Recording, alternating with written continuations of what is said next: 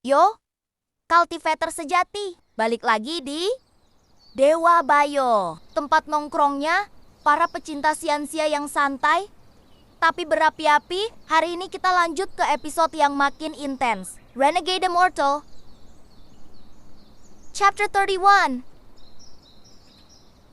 Sampai 40. Disinilah Wang Lin mulai menapaki jalan pembantaian, menghadapi rahasia masa lalu, dan kekuatan sejati mulai bangkit. Siapin teh spiritual, posisi duduk rebahan terbaik, dan mari kita kulik kisah epik ini bareng-bareng. Chapter 31. Wang Lin kembali ke sekte Hang Yue dengan energi spiritual yang jauh lebih kuat. Setelah melewati berbagai cobaan, ia kini bagaikan pedang tajam yang siap menebas jalan hidupnya sendiri. Menyadari bahwa kekuatan yang ia miliki belum cukup untuk menghadapi dunia luar yang kejam, Wang Lin memilih berdiam diri di sebuah lembah berkabut yang tersembunyi, jauh dari keramaian sekte. Di tempat itu, ia bisa merasakan keseimbangan alam yang luar biasa. Tak ada suara manusia, hanya desiran angin dan gemuruh lembut aliran spiritual di udara. Di sana, Wang Lin menemukan sebuah gua tersembunyi yang dipenuhi formasi pelindung kuno. Dengan cermat dan hati-hati, ia menembus formasi tersebut dan masuk ke dalam. Di dalam gua itu, ia menemukan gulungan kuno berjudul Teknik Ilusi Jiwa, sebuah seni rahasia yang konon bisa membentuk dunia baru di dalam kesadaran. Wang Lin yang haus kekuatan dan pemahaman langsung memutuskan untuk mempelajarinya. Ia menciptakan formasi meditasi, mengurung dirinya dalam dunia ilusi ciptaannya sendiri. Hari demi hari, ia bertarung melawan ribuan versi dirinya sendiri, menghadapi ketakutan, ambisi, dan masa lalu yang selama ini ia tekan. Setiap ilusi bukan hanya ujian, tapi juga refleksi jiwa. Dalam ruang itu, waktu terasa tak nyata, hanya tekadnya yang membimbing. Chapter 32. Perjalanan batin dalam teknik ilusi membuat Wang Lin hampir kehilangan jati dirinya. Bayangan dirinya sendiri bertanya, "Siapa kamu? Apakah kamu siap menanggung akibat dari kekuatan sejati?" Ia mulai meragukan niatnya. Namun justru dari dalam keraguan itulah kekuatan sejati muncul. Ia belajar mengendalikan formasi bukan lagi dengan tangan, melainkan dengan kehendaknya. Di puncak meditasinya, sebuah penglihatan muncul. Simbol-simbol kuno dari zaman prasekte bersinar dalam pikirannya. Simbol itu menyatu dengan cahaya biru pekat dan merasuk ke dalam urat nadinya. Tubuh Wang Lin bergetar hebat dan ia pingsan. Namun ketika ia sadar, jiwa dan pikirannya telah mengalami transformasi. Sekarang ia bukan hanya seorang murid biasa, ia adalah calon kultivator sejati dengan tekad besi. Chapter 33. Ketika ia keluar dari gua, dunia sudah berubah. Zhongzi, murid senior yang iri hati, menuduh Wang Lin mencuri pil spiritual. Dalam sidang sekte yang digelar secara terbuka, semua mata menatap Wang Lin dengan curiga. Tapi Wang Lin datang tenang, tidak berkata sepatah kata pun. Saat ia menatap Zhongse, ilusi ringan muncul dan membuat Zhongse mengigau di depan para tetua mengakui perbuatannya sendiri. Para tetua Teh Jiang, suasana berubah drastis. Nama Wang Lin langsung melonjak sebagai murid jenius yang berhasil menguasai teknik ilusi tingkat tinggi. Namun, Wang Lin tahu bahwa sorotan seperti ini bisa menjadi pisau bermata dua. Ia lebih memilih kembali ke kesendirian daripada berbaur dengan keramaian penuh iri hati. Chapter 34. Tak lama kemudian, kabar mengguncang sekte.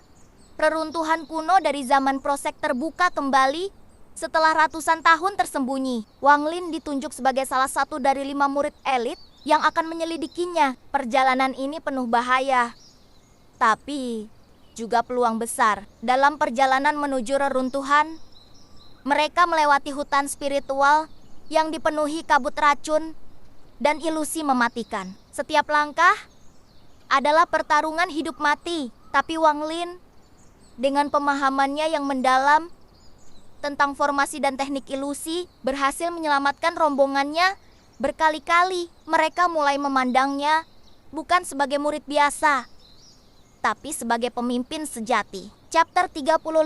Akhirnya mereka tiba di pusat reruntuhan sebuah altar tua dengan artefak misterius, cermin jiwa ganda. Ketika Wang Lin menyentuhnya, cermin itu bersinar terang dan menarik jiwanya masuk. Dalam dunia dalam cermin, Wang Lin menyaksikan kilasan masa lalu, perang antar dewa, kehancuran klan kuno, dan sosok misterius bertanduk hitam yang memanggil namanya. Saat ia tersadar, semua mata tertuju padanya. Para tetua mulai mencurigai asal-usul Wang Lin. Artefak itu seolah memilihnya, dan itu tidak mungkin terjadi tanpa hubungan darah atau jiwa dengan masa lalu kuno. Chapter 36.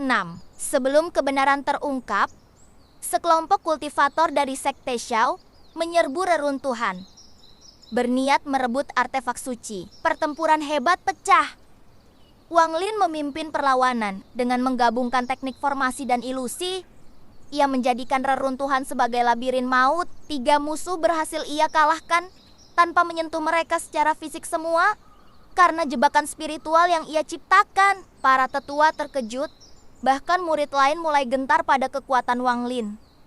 Ia seperti bayangan di balik cahaya, penuh misteri dan kekuatan. Chapter 37. Setelah kembali ke sekte, ia diam-diam diawasi oleh penjaga logistik tua yang ternyata adalah kultivator tingkat tinggi. Pria tua ini mencurigai Wang Lin memiliki garis keturunan dari era terlarang. Untuk mengujinya, ia memasang jebakan spiritual kecil dalam kehidupan sehari-hari Wang Lin. Namun, Wang Lin dengan santai memecahkan semua jebakan itu tanpa disadari. Orang tua itu tersenyum geli, tapi juga khawatir.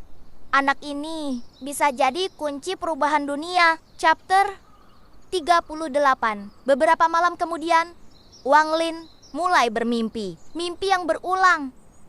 Dunia runtuh, langit terbakar, jiwa-jiwa berteriak dari dalam kehampaan. Ia melihat dirinya sendiri berjalan di antara kehancuran, dan setiap langkahnya mengguncang bumi. Suara dari artefak cermin jiwa ganda mulai berbicara padanya bukan sebagai ancaman, tapi sebagai panggilan. Mengingatlah, Wang Lin, kamu bukan siapa yang kamu kira. Chapter 39. Menyadari bahwa waktunya di sekte telah usai, Wang Lin diam-diam mulai bersiap pergi. Ia membuat peta spiritual, menyimpan pil-pil penting, dan menanam formasi perlindungan untuk orang tuanya. Di malam terakhirnya, ia menyapa ayah dan ibunya dalam formasi bayangan, mengucapkan terima kasih dan janji, aku akan kembali dengan kekuatan yang bisa menghancurkan langit jika kalian disakiti. Chapter 40. Saat fajar menyingsing, Wang Lin meninggalkan sekte Heng Yue.